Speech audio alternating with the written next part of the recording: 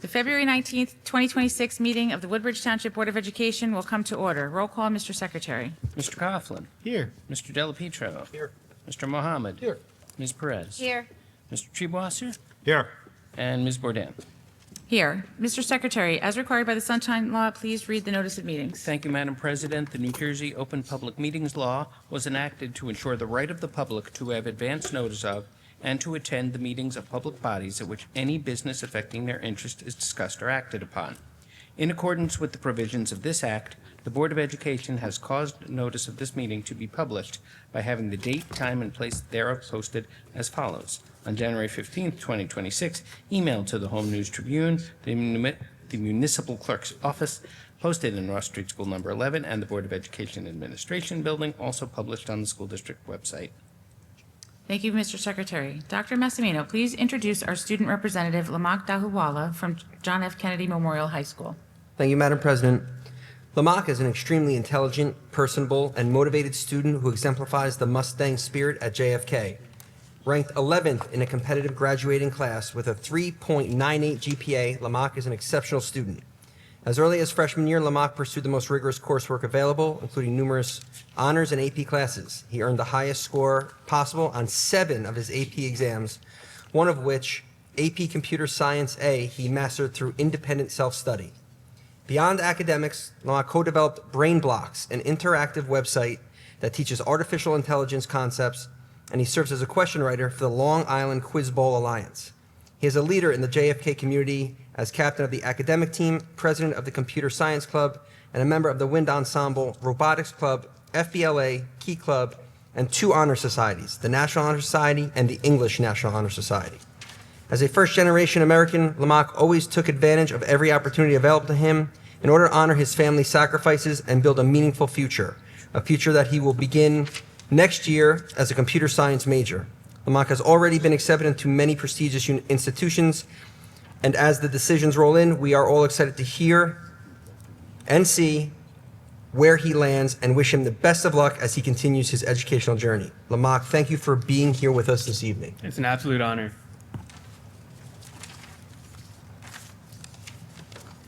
Across the Woodbridge Township School District, all of our schools are in the process of celebrating Black History Month. All of our elementary schools participated in the Martin Luther King Jr. Essay Contest. In addition, our schools celebrated School Counselor Appreciation Week from February 2nd to February 6th. All of our schools are also celebrating various activities for Indic Heritage Month. At School Number 1, in celebration of Indic Heritage Month, the Saffron Alliance from WHS visited classrooms and provided relevant lesson and learning experiences. Students also participated in a No Name Calling Week from January 20th to January 23rd. At School 18, grade 4 students had a visit from the IMS Heroes and Cool Kids. IMS students also came to School 18 to teach a dance to the 3rd grade students. At School 19, on January 29th, MPT hosted a Parent Engagement Authors Night, showcasing local authors. PBSIS will have their annual indoor snow day on January 30th to promote a mid-year reset with positive behaviors. The MPT students will also participate in a Kindness Week from January 26th to January 30th. At School 24, students participated in the Have a Heart food drive, collecting non-perishable items for local food pantries. On Friday, February 6th, they wore red for heart health and served as a donation to the American Heart Association. At School 26, JFK's Indic Heritage Alliance Dance Club gave presentations and taught dance to our grade 3, 4, and 5 students. Our school participated in a Have a Heart food drive with our third grade class presenting the collected food to the mayor. Students also celebrated the Lunar New Year by creating lanterns, making dragons and dragon masks, and having a dragon parade. At School 29, the Student Council collected 6 large bags filled with toys for the Marine Corps League Toys for Tots drive. At Ford's Middle School, they celebrated a school-wide Deck the Halls competition involving the whole community. This event gave students the opportunity to work with peers and their teachers to achieve a common goal.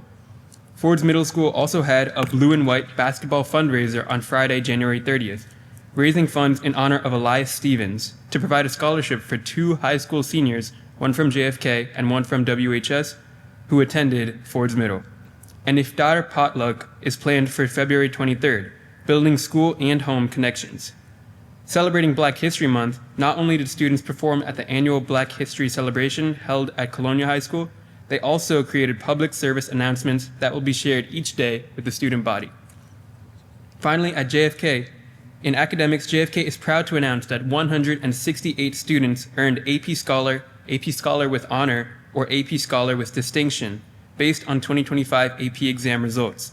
As a school, JFK is also proud to have achieved AP Honor Roll Silver status by the College Board.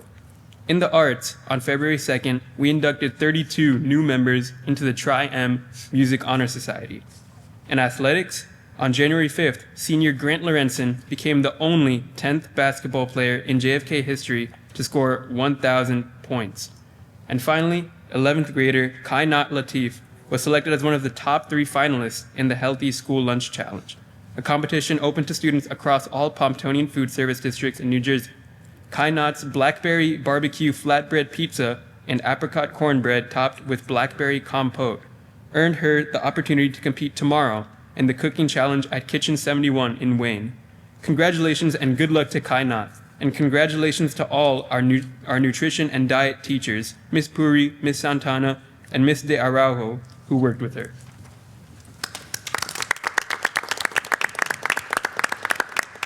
Thank you, Lamont, for your detailed report, and thank you, Dr. Perry, Principal at John F. Kennedy Memorial High School, for supporting your student representative. Tonight, you are both welcome to stay for the remainder of the board meeting. However, if you are unable to stay, we will not be offended. I'm sorry to say that I have a lot of homework that I have to get to, so I respectfully decline your offer. We understand. We appreciate you being here tonight. Next time, the blackberry barbecue flatbread pizza would be welcome. Yes, sounds good. Thank you. Congratulations to everybody. Thank you.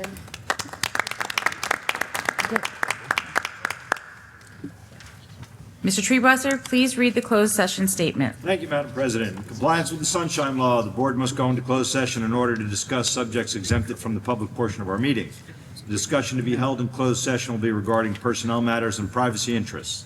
Any information regarding the closed session discussion will be released to the public when the reason for discussing these matters in closed session no longer exists. I make a motion for the closed session. I have a motion by Mr. Treebwasser, seconded by Second? Ms. Perez. All in favor? Aye. Any opposed? Carried. We're all here. Please rise for a salute to the flag and a moment of silence.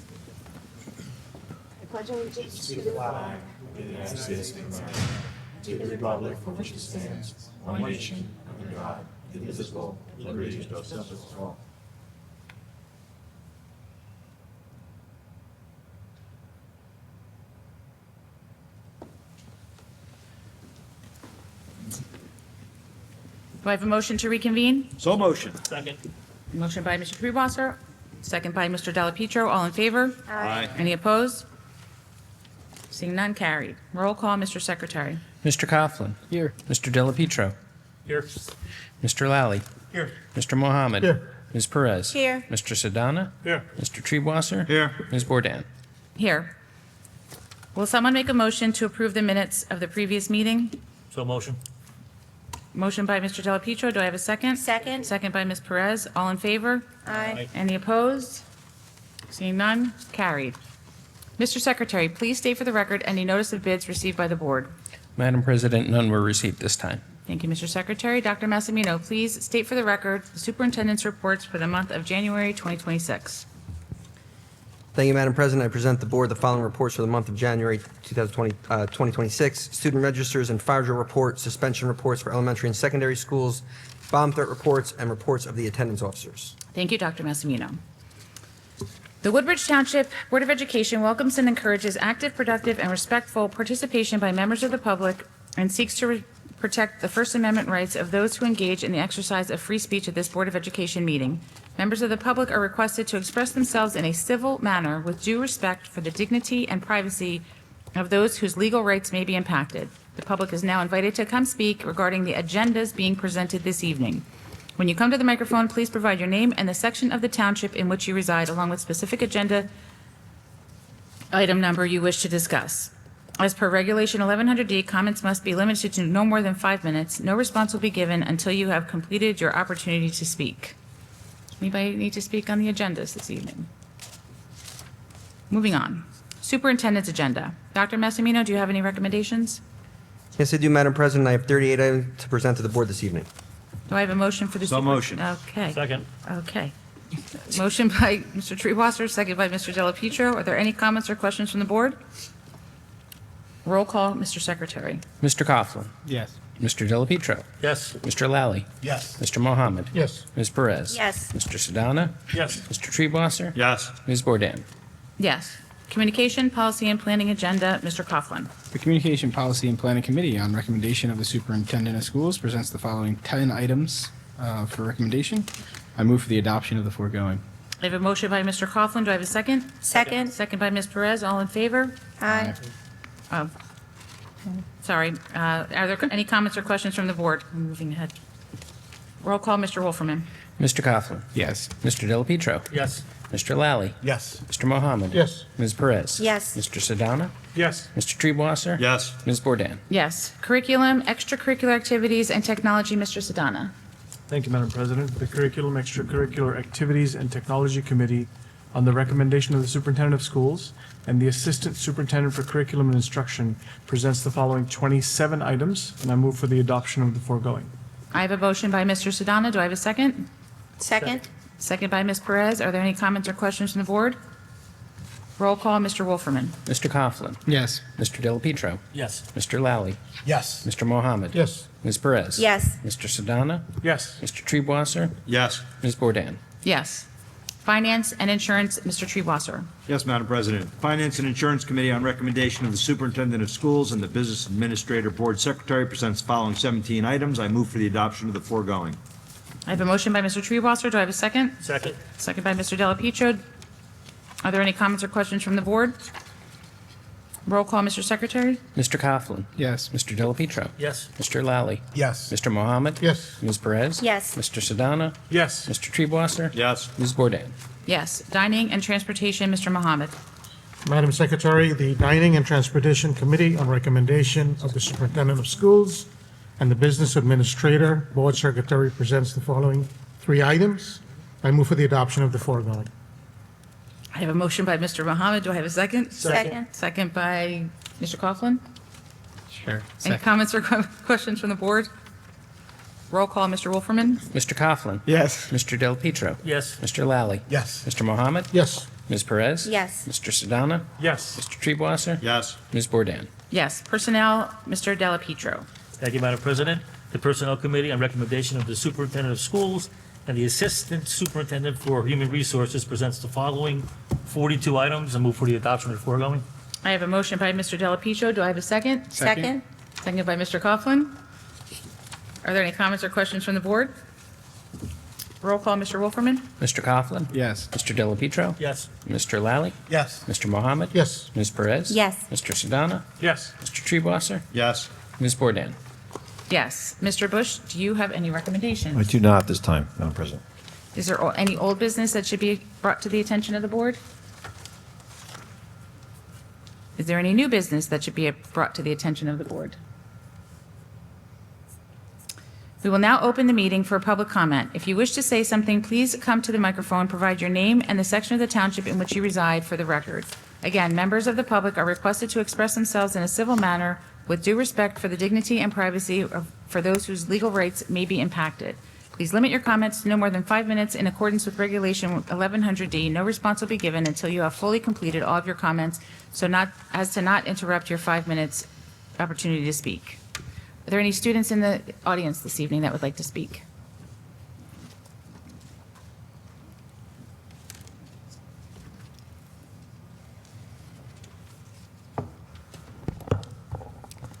Good evening, board. My name is Liam Chang, and we are all from John F. Kennedy Memorial High School.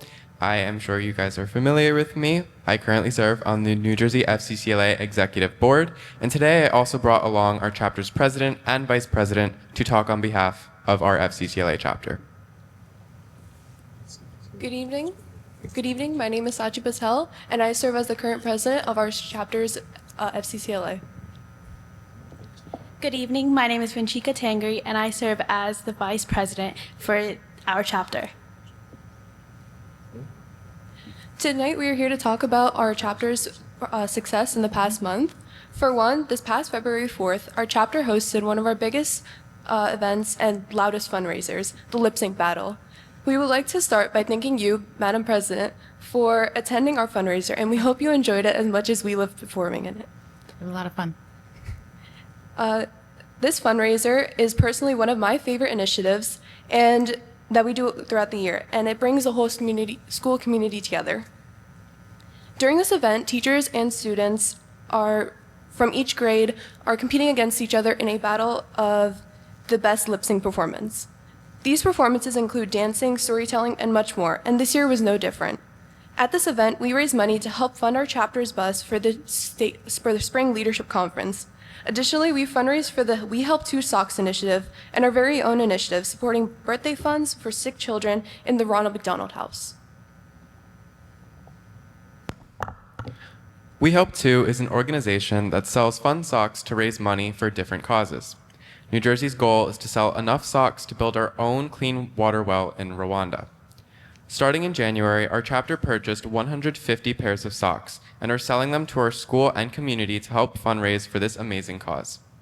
Additionally, New Jersey FCCLA has started a new initiative called the Birthday in a Box.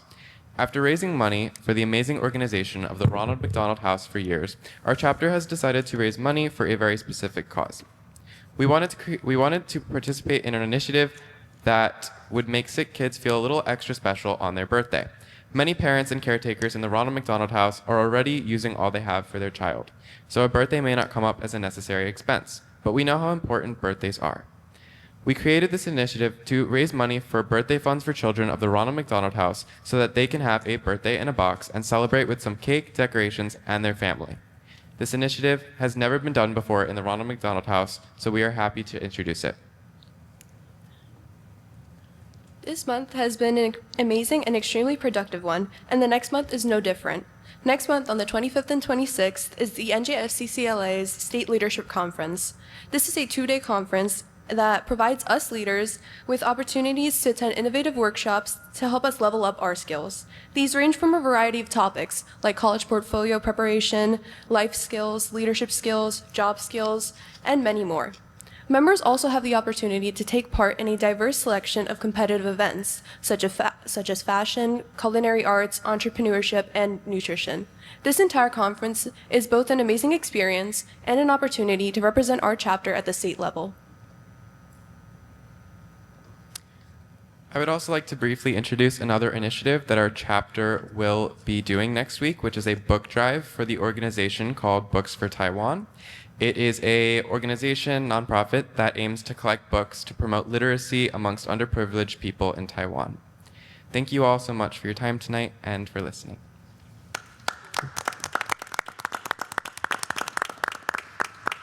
Thank you, guys. Great job. Is anybody else wishing to speak this evening?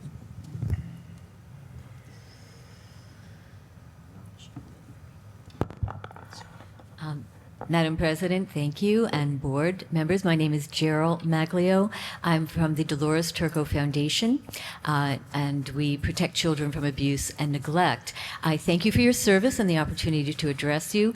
I'd like today to talk about two foundational principles of liberty. The first is the family as the core, which determines the strength of a society. And the reason I bring that up is because I would like to urge you to consider a Bill of Parental Rights for easy access for families that consists of the federal, state, and local laws that are already guaranteed to parents, and summarizing them in a one concise form, which I brought. It's currently being used by Colts Neck, called a Parental Bill of Rights. I won't list all, they'll be in my testimony, all the different areas that it covers: curriculum transparency, access to student records, notification and consent for health services, etc. I'd like to point out in the recent Supreme Court case, it made a landmark decision in favor of parental rights, that schools cannot shut parents out or disregard the religious obligations to their children. They have a right to know what children are being taught at school and to opt out of any divisive or ideological lessons. In particular, any LGBTQ content that goes against the values or religious beliefs of parents and families. There are other cases, but I'd like to point out that this Bill of Rights has been completely consistent with all state, local, and federal laws. It does not harm vulnerable students. It does not impose ideologies. It does not replace instruction. On the contrary, it builds trust. Information builds confidence, transparency builds partnership, partnership builds stronger schools. And the success of education is a cooperation between the school and the home. And when parents feel that they are respected rather than dismissed, that relationship strengthens. Woodbridge has always prided itself in community engagement, and providing a Bill of Rights would reaffirm that commitment. This is not about confrontation, but clarity, and it's not about control, but cooperation.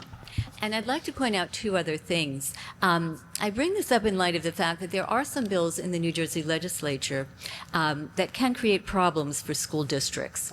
And one is lowering the consent to 14, and another is health centers based in schools, which, while it sounds like a wonderful idea, the problem is it provides direct access to children. And if the consent age is lowered to 14, it would be providing services without the consent or knowledge of parents. The second foundational principle I'd like to mention today is all men are created equal. The U.S. Department of Justice is investigating diversity, equity, and inclusion programs that discriminate against or provide special privileges to certain Americans because of their race, color, sexual orientation. Treating all Americans equally is not a suggestion. It is a core constitutional guarantee that educational institutions must follow. And discrimination or special rights for any group based on color, race, creed, or sexual orientation is unlawful, un-American, and illegal. The last thing I'd like to point out is the board has demonstrated its commitment to students' rights and should provide equal protections for parents' rights. I have no reason to doubt that your actions are out of love and concern for students. Therefore, I'd like to give you a quick update on Transgender Policy 5756. The HHS review of medical interventions for children care with dysphoria have discovered that fraud is a fundamental part of child transgender medicine. The Florida Attorney General is suing the American Pediatric and Endocrine Associations because they colluded pushing dangerous lies that resulted in the harm for children. And these lies were the basis of Policy 5756. These damaged children deserved retribution, and one detransitioner was awarded $2 million, and there are tens of thousands more. Once again, I urge you on the 250th anniversary of our nation's republic to support foundational principles of liberty, including strong family and equal rights for all. I urge you to trust in the truth, because nothing good ever came from a lie. Thank you for your time and your consideration. And I have the policies and a copy of my testimony for board members. Shall I just?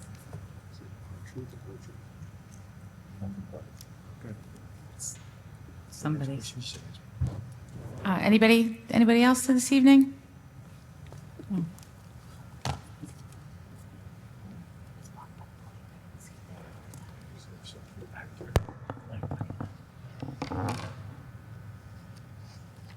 Good evening. Is it okay if I lift the mic? It seems to have fallen, can't get up. Of course. My name is Paul Lund from the Hope Lawn section of town. I would like to ask if anyone on the board was aware that Colts Neck did adopt a parental rights code to follow, and I'm wondering if Woodbridge Township would consider, if it's reasonable and doesn't counteract any other policies, would you consider a similar parental rights? I guess it's codified in the form of a. a declaration. So that would be my first question. Secondly, I want to revisit something I brought up a few months ago. I want to return to the justification for DEI, which is now renamed Access and Engagement. We're told this initiative exists to allocate resources equitably and give students what they need, and that sounds perfectly reasonable. Schools, I presume, have always done exactly that. Through Title I, special education, ESL services, counseling, other interventions. So my question is really simple. What did DEI and the monies that were spent on it, starting with over $1 billion from the Federal Department of Education, presumably pushed out to all school districts, what did DEI add that wasn't already being done? The Department of Education is now obviously in new hands and withdrawing from that DEI initiative and all the money that followed it. But it did start a new framework, hired administrators, expanded the bureaucracy, and the public, taxpayer, deserves evidence that it produced a measurable improvement. So what were the results of all the DEI money spent? I know it's hard to pinpoint where in the budget that DEI money is, but certainly it was in the budget somewhere. Did reading proficiency improve?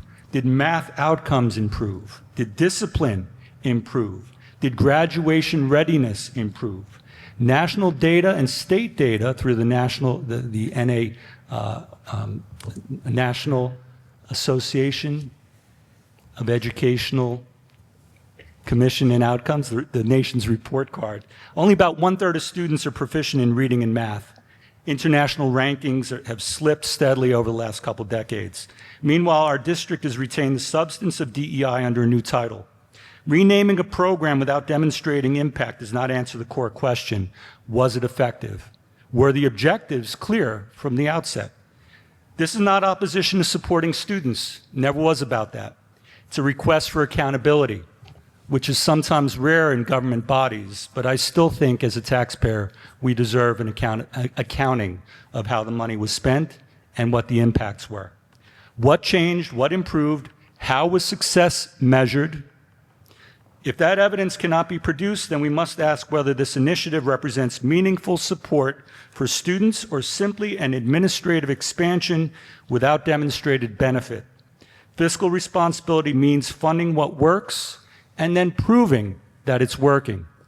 I'd also like to briefly ask about how the high-stakes tutoring is going as far as turning around all the learning loss from our protracted lockdown. One more thing I want to bring up. In 2024, you guys I know are pretty well informed. You probably heard about the CAS review. It concluded that evidence supporting medical interventions, puberty blockers, hormones, cross-hormone therapy for transgender youth is remarkably weak, labeling gender medicine as shaky. As a result, the American Medical Association has withdrawn support for surgical interventions for minors. The American Society of Plastic Surgeons have likewise retracted their support for the same thing. One of your board members once said, well, we're not doing surgeries in Woodbridge Township, which is very snide. None of us suspected that you were. But you have, over the past couple of years, by adopting Policy 5756, put certain students on that pathway towards social transitioning without parental notification, with no affirmative duty to notify parents. And by putting them on that pathway, which has been proven dangerous, not neutral, but dangerous to their well-being and their health, I'm wondering if you're willing to reconsider Mr. Lund, that's your time. policy That's your as well. 5 minutes, Mr. Lund. I Thank you. appreciate that. Thank So you. I have 3 questions on the floor. Okay, well, I mean, to answer your first question, I don't know what Colts Neck does. We got enough in Woodbridge to. It'll be provided to you. Thank you. Well, we're not Colts Neck. We will. Yes, but we are a suburban school district, publicly funded by my taxes, for example. Okay, thank you. And you're. I want to know, how will I find out how the DEI program is working to improve outcomes? The way you would find out any other program in the district, presentations, it's a school district. It's run by the administrators, the teachers. And, it's sort of unique that you've selected that one specific program, Mr. Lund, because it's one program of hundreds or even thousands of other implementations that the district is placing here and educating kids. So how do you find out any outcome in a school district? You have a community of supported learners, and that's what it comes down to. What's your third question? Well, actually, I'll forego the third question just to respond to your response. No, we don't do responses. Thank you. Okay.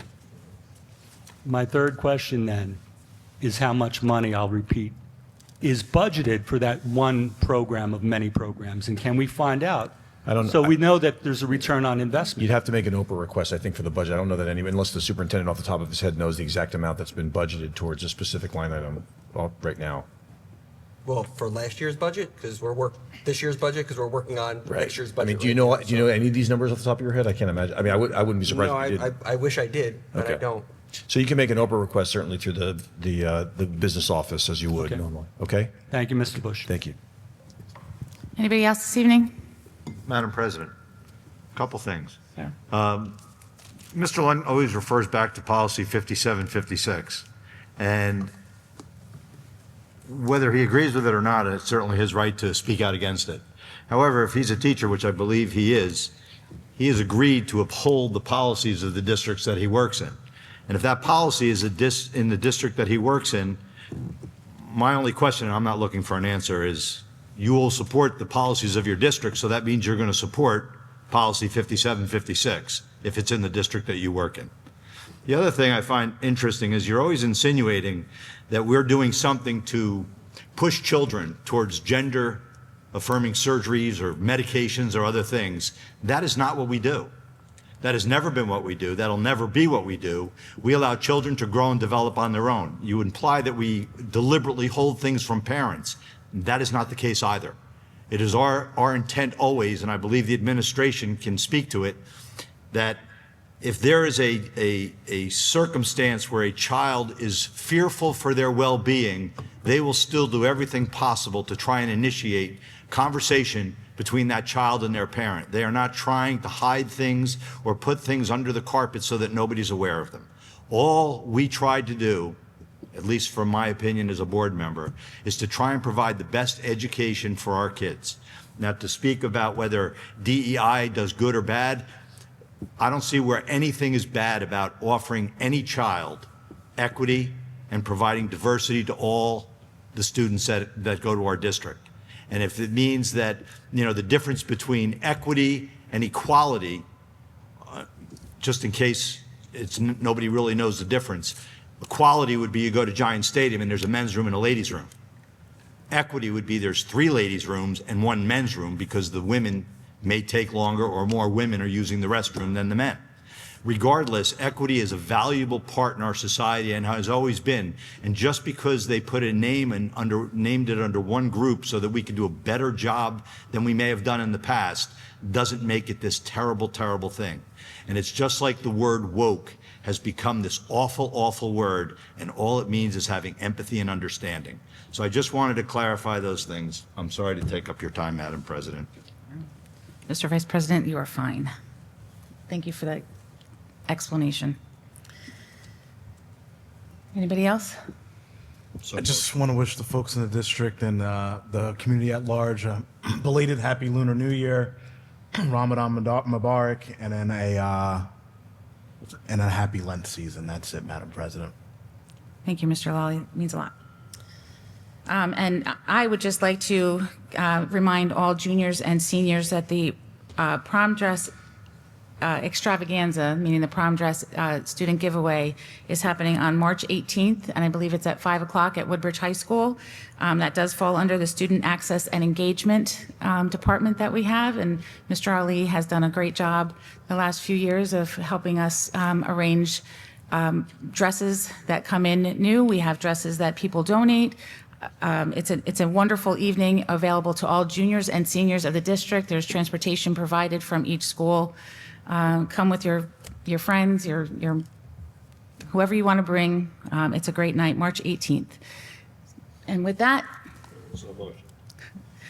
I have a motion by Mr. Truebwasser, a second by Ms. Perez. All in favor? Aye. Any opposed? Carried. Meeting adjourned.